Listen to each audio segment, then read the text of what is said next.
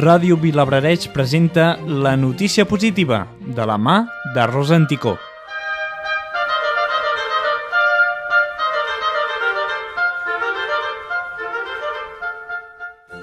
Creen un robot que és capaç de reproduir a distància els moviments d'una persona.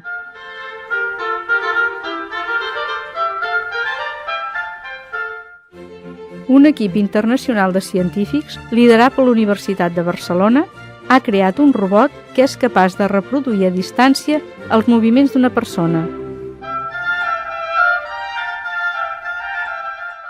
El robot no té nom, perquè sempre és algú diferent. És la persona que el mou i el fa parlar des d'una altra banda. Pot ser des de l'habitació del costat o des de l'altra punta del món.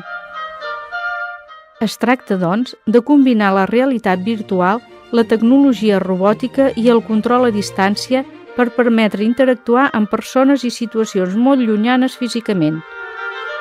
És un pas més enllà de la videoconferència, perquè a l'altre costat el que hi ha és un robot.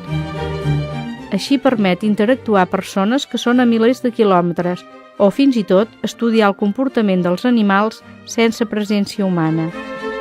Per això, el robot pot ser útil, per exemple, en operacions de rescat en cas de catàstrofe. A més, obre moltes possibilitats per investigar comportaments humans i també animals.